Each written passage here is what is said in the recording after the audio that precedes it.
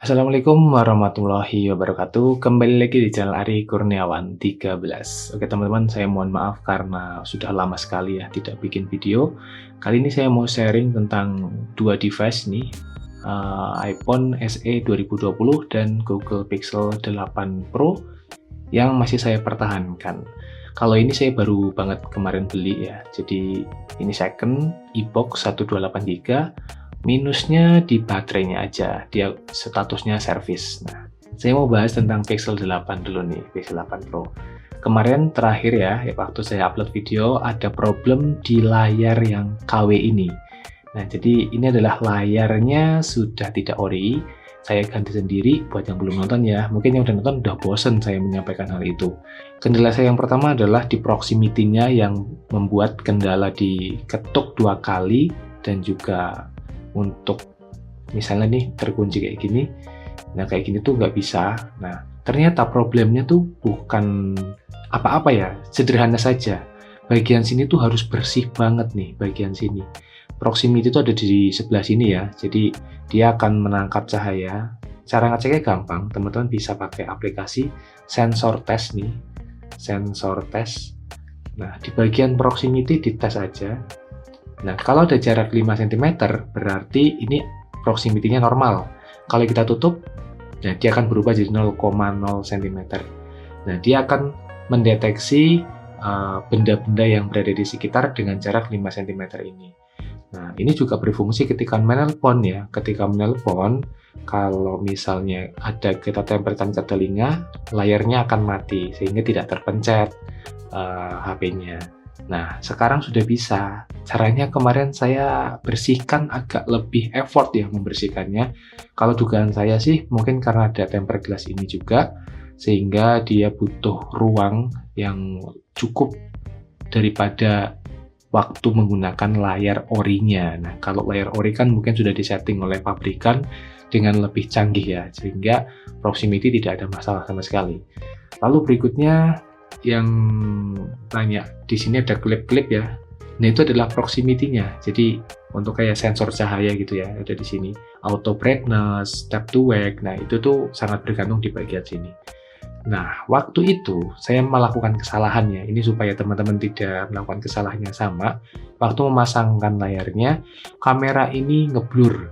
Saya nggak tahu kenapa bisa benar sendiri.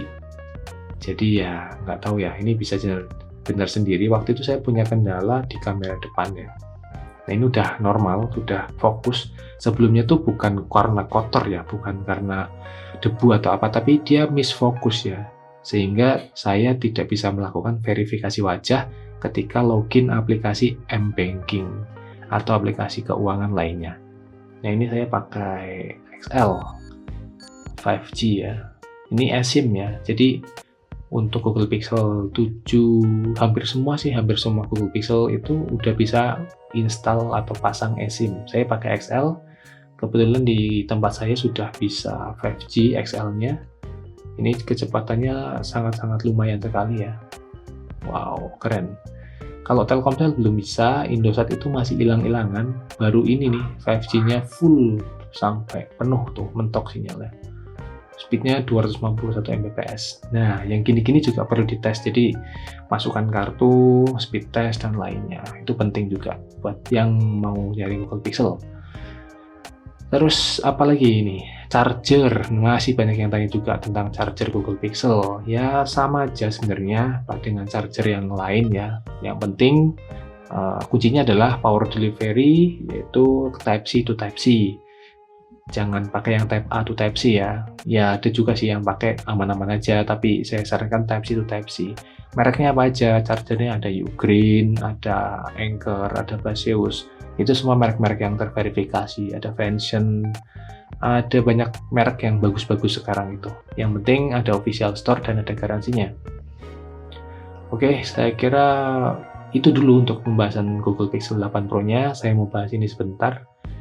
HP iPhone SE 2020 ini ada yang masih pakai ini nggak?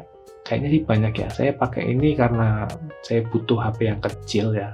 iPhone 13 mini sudah saya jual kemarin, lumayan. Jual 13 mini bisa dapat ini sama dapat ini nih, Amazfit Amazfit 3 Premium.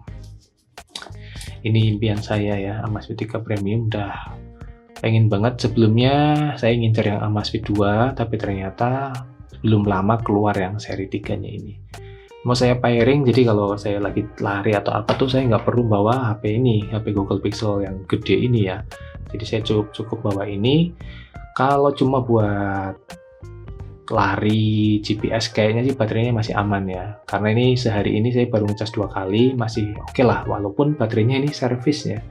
Teman-teman kalau beli iPhone kayak gini sudah pasti harus menyiapkan budget untuk ganti baterai.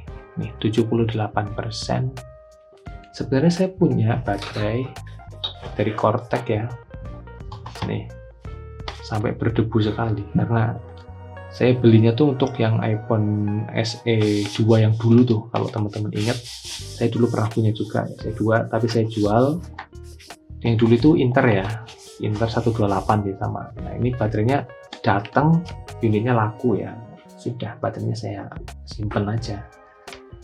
Nanti cobalah saya ganti ke yang ini, performanya gimana. Ya sementara pakai ini dulu karena ada 2 HP masih aman sih. Nah untuk kameranya gimana? Apakah aman atau enggak? Kalau saya sih nggak terlalu ngincer kameranya ya, tapi ya secara kualitas ini masih sangat bagus. Kameranya ya mirip-mirip iPhone XR ya mungkin ya, iPhone 11 dan kawan-kawan. Ya hanya saja di sini satu lensa, mungkin saya bisa tambahin sama apexel gitu-gitu ya, yang wide ataupun yang tele itu juga bisa. Untuk resolusinya tentu 4K 60 ya, selalu tidak tanggung-tanggung ya untuk iPhone tuh. Selalu di resolusi maksimal. Paling kamera depannya aja yang resolusinya ini 7 megapiksel kayak di iPhone 8 persis.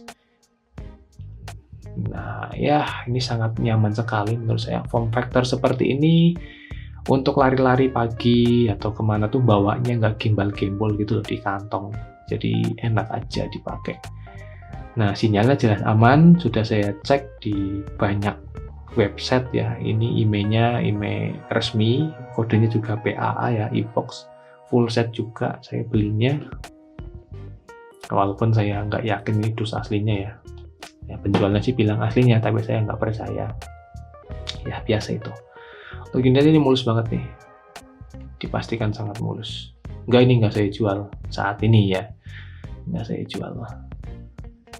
Nah, nanti ini ke depan mungkin saya akan bahas 2 HP ini ya. Untuk Instastory ya kita banding-bandingin aja. Terus mungkin untuk performa hariannya bagaimana, apakah masih nyaman, layak atau enggak di 2026. Sebenarnya saya kemarin pengen banget beli Poco X8 Pro itu, tapi setelah ditimbang-timbang, nah ternyata saya nggak terlalu butuh ya. HP berperforma yang sangat tinggi itu untuk ukuran saya ya, HP-HP kayak gini udah cukup sih, nggak terlalu banyak main game juga, udah bosen rasanya ya main game, cuma Mobile Legends aja, tidak ada game lain yang menarik buat saya. Ya udah, paling saya sering bawa buat naik gunung aja ini nanti. Oke teman-teman, sekilas untuk video pembukaan saya mungkin ya di bulan Juni ini, berawal bulan Juni. Kedepan saya akan lebih sering buat konten video. Mungkin ada yang mau tanya atau apa di kolom komentar, nanti saya buatkan videonya di next video. Terima kasih sudah menonton. Wassalamualaikum warahmatullahi wabarakatuh.